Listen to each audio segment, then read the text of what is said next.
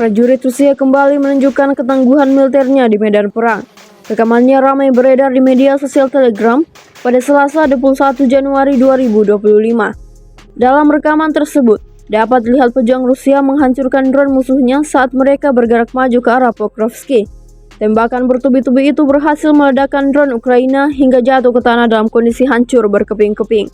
Tak butuh waktu lama, penembak jitu Rusia kemudian bergegas ke titik jatuhnya drone Ukraina tersebut, seperti yang terlihat dalam rekaman. Diketahui, imbas dari insiden ini, pasukan Ukraina kembali dapatkan kerugian total.